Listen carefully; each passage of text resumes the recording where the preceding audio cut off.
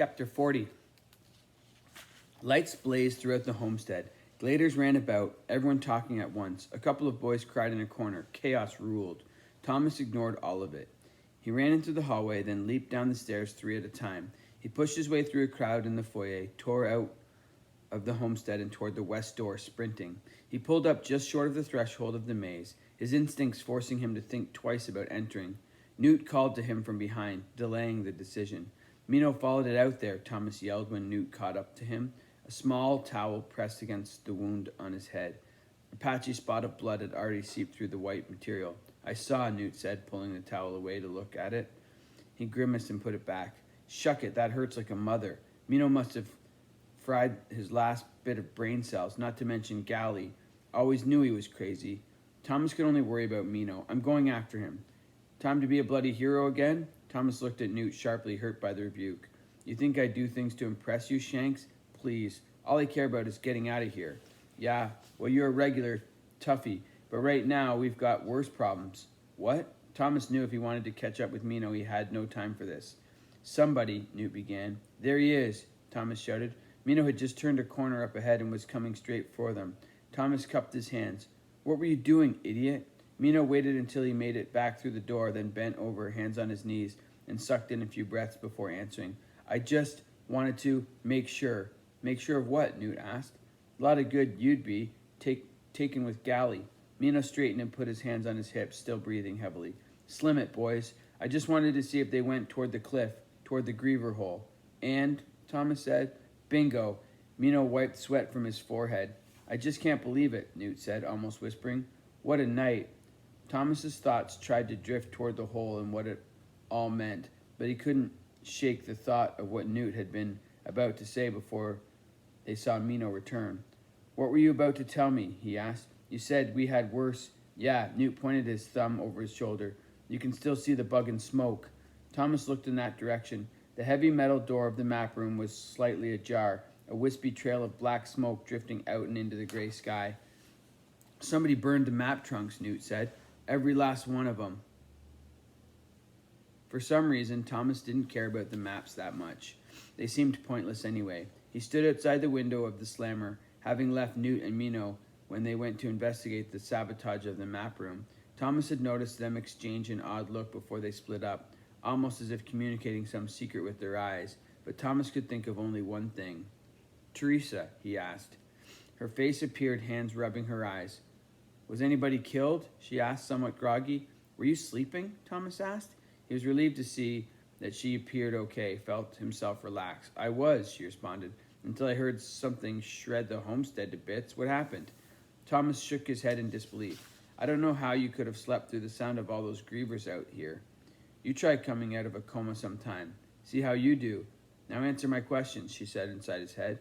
Thomas blinked momentarily, surprised by the voice since she hadn't done it in a while. Cut that junk out. Just tell me what happened. Thomas sighed. It was such a long story and he didn't feel like telling the whole thing. You don't know Gally, but he's a psycho kid who ran away. He showed up, jumped on a griever, and they all took off into the maze. It was really weird. He still couldn't believe it had actually happened. Which is saying a lot, Teresa said. Yeah, he looked behind him, hoping to see Albie somewhere. Surely he'd let Teresa out now. Gladers were scattered all over the complex, but there was no sign of their leader. He turned back to Teresa. I just don't get it. Why would the grievers have left after getting Gally? He said something about them killing us one a night until we were all dead. He said it at least twice. Teresa put her hands through the bars, resting her forearms against the concrete sill. Just one a night. Why? I don't know. He said it had to do with trials or variables, something like that. Thomas had the same strange urge he'd had the night before, to reach out and take one of her hands. He stopped himself, though. Tom, I was thinking about what you told me. I said, that the maze is a code. Being holed up in here does wonders for making the brain do what it was made for.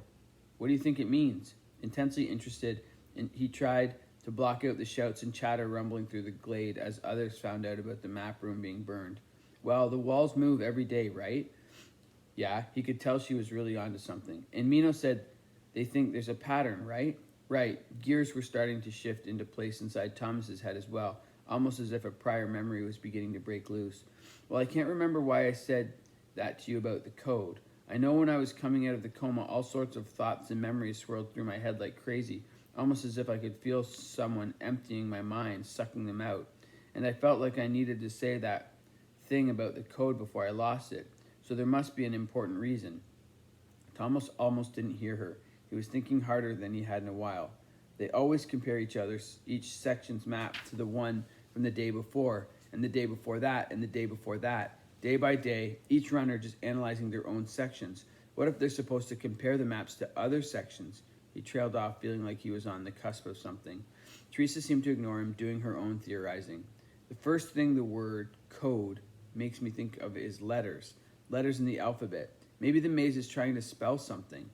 Everything came together so quickly in Thomas's mind he almost heard an audible click, as if the pieces all snapped into place at once. You're right, but the runners have been looking at it this whole time. They've been analyzing it the wrong way. Teresa gripped the bars now, her knuckles white, her face pressed against the iron rods. What? What are you talking about? Thomas grabbed the two bars outside of where she held on, moved close enough to smell her, a surprisingly pleasant scent of sweat and flowers. Mino said the patterns repeat themselves, only they can't figure out what it means, but they've always studied them section by section, comparing one day to the next. What if each day is a separate piece of the code, and they're supposed to use all 8 sections together somehow?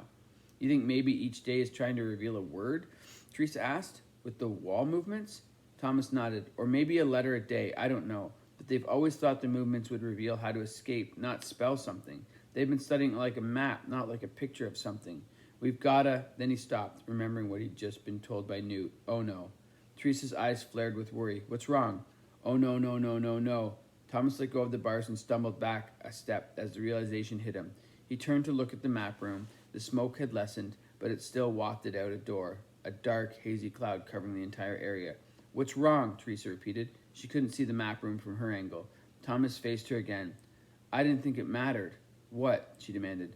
Someone burned all the maps. If there was a code, it's gone.